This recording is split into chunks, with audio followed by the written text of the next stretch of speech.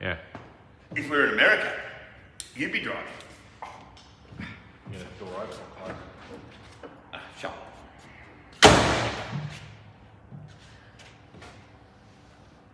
My hip doesn't like doing that. Ow.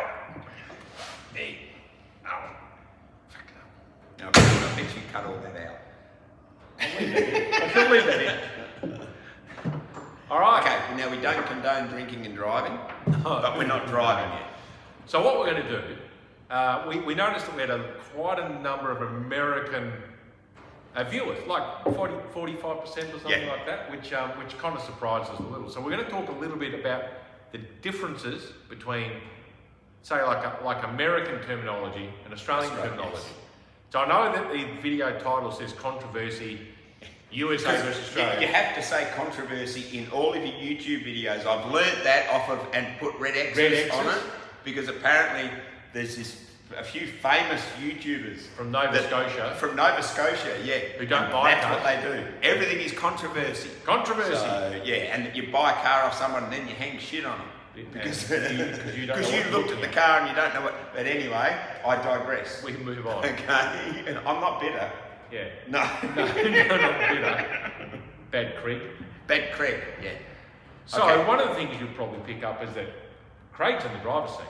So a reasonable amount of cars in Australia are right-hand drive, classic cars. Yeah. Generally, we're right-hand drives. All the Australian stuff, all hot rods, you'll see that we build. Our rules for the hot rod building, which is reasonably strict compared to America, we have to be right-hand drive. Yep. Like there's rules around the size of wheels and tyres we can have. Size of the engine. Size of the engine. How we build the chassis or the frame. By law, we have to run guards. Yeah. So whether it's cycle guards or whatever. And there's one thing, we're calling them cycle guards, you would call them cycle fenders. Yeah. So there's another one, yeah. A term that changes between the USA. So a lot of guys in Australia get caught and they go, I need a front guard, and they mean a front fender. Yeah. Or they can't find we call it a bonnet. You guys call it a Well, that's a bonnet. Yeah, or a hood. That's a trunk or a we call boot. It boot. Boot lid. Yes. Yeah. Boot lid, you'd call it trunk lid. Yep. Even things like potato. Yeah. Beer's beer. Beer is still beer. Yeah.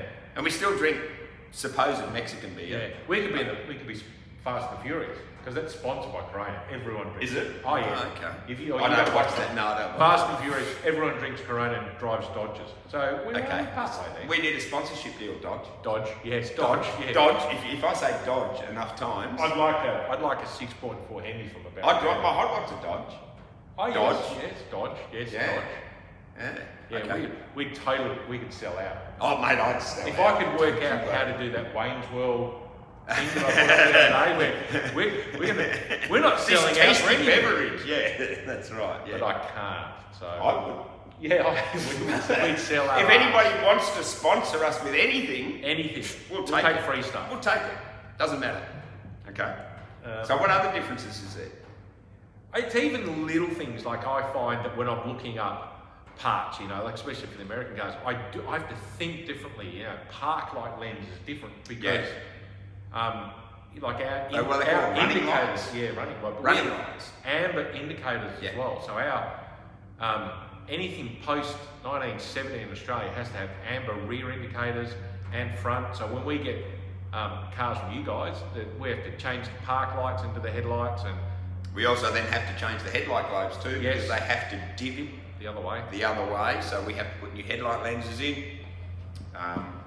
And in the street machine stuff, mainly Western Australia, we've got a power to weight ratio, which is pretty low. It's 180 kilowatts per tonne, which, to give you some idea, is nothing. Is a stock 5.7 litre or LS1, so like a stock LS1 around 400 horsepower in a 57 Chev. Yeah, so it's pretty good. You can't say go. No, I know you can.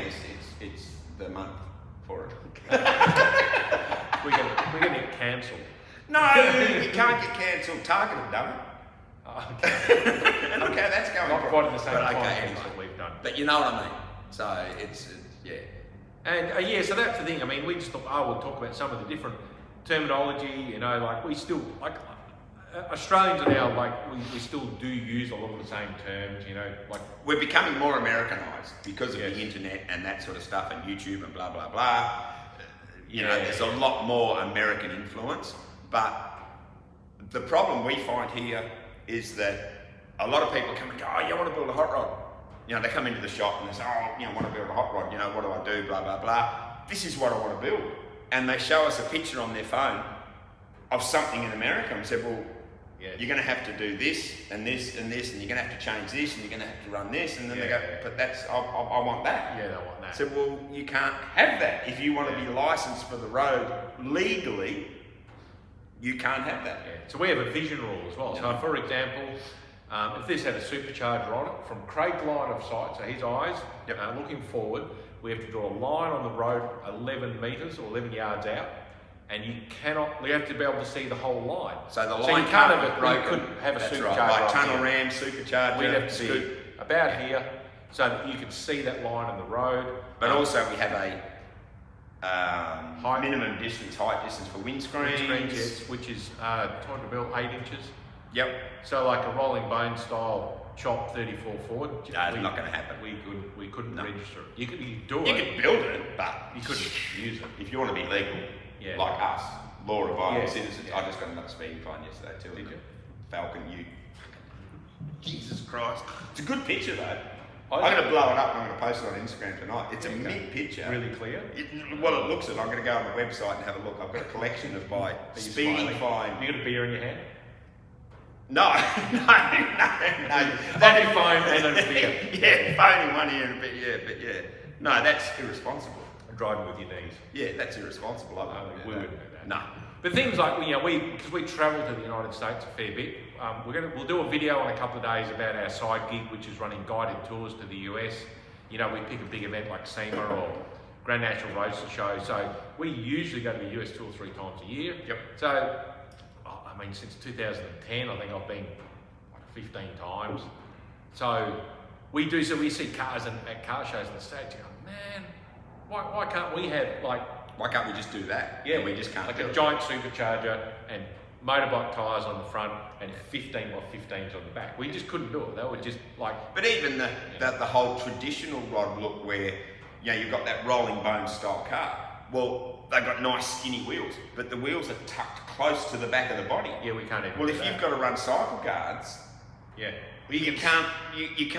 The brackets. There's no room for the brackets. You can't see it in the back, but in here, so to give you some idea, the back tyre from the body.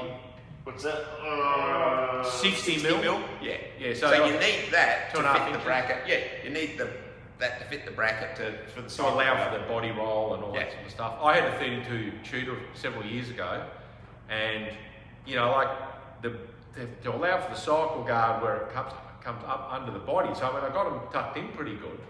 But then what would happen is the body would be coming down and hitting on the cycle guard. Yeah. So I had to have it was 3 fingers, whatever that is. I don't know. 2 inches. I had to have 2 inches of clearance. Yeah. You know, whereas if I didn't have those cycle guards, you could drop it an extra 2 inches. 2 inches and then have it that real nice follow the line following the. But we're whinging like it's we're hard done by. But first world problem. Well, that's exactly right. But seriously, having a hot rod in Perth is mint because you can drive it. Well, Christ, I drive my hot rod for 7 years or whatever every day. Yeah. Rain, hail or shine, and we don't get a lot of hail or shine, hail or rain. So it's better. Yeah.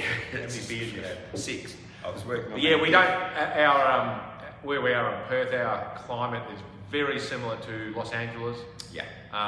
Except for the last couple of days. Yeah, the last couple of days. Freezing. Well, it was 6 degrees C. Oh God, what's that? It's like 18, and we had rain.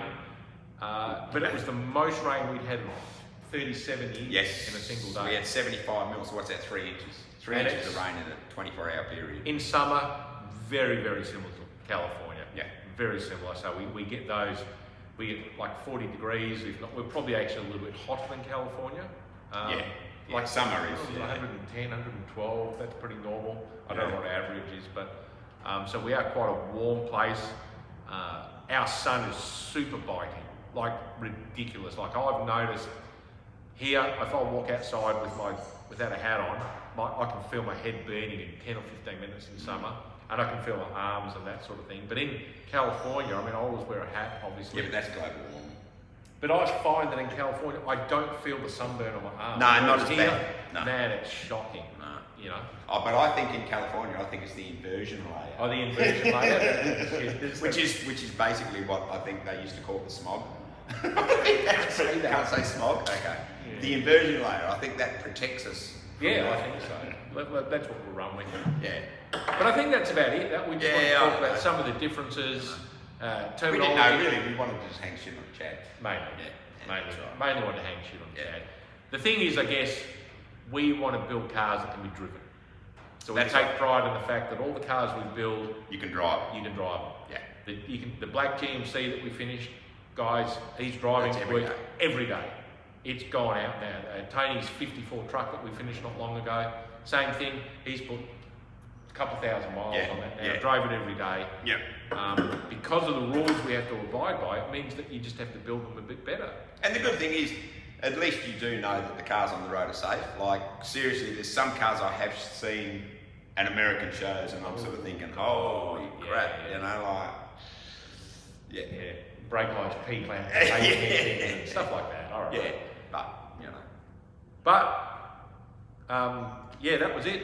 We're going to put a video up I'll probably do it tomorrow. We just fitted a Ride Tech 4-link into the 55 Chev, so I'll do a little how-to video and a bit of a guide on how that went. Yep. And that was pretty good. That was pretty straightforward. So at least now I can get on to the rest of it. Now we can finish off the engine bay, and I've just got to shift the handbrake cables and all that sort of stuff. And, you know, that's it. We can get our part done and then send it off to the painter. Yeah, that's right. And then we'll just get hopefully next car in. Doesn't want to paint it. I'd rather him not paint it. We think it looks pretty good as it is, but Doug wants it black and white and he wants to paint it.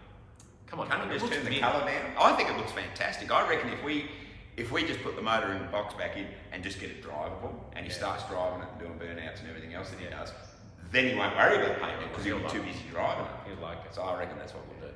Because we've got to rewire it anyway because it needs a full rewire. So we might as well just do that. All right. I hope you're listening, Doug. I presume Doug Are you a watcher, Doug? Are you a subscriber? Yes, I hope so. Because pretty soon we're going to be making a living off of YouTube.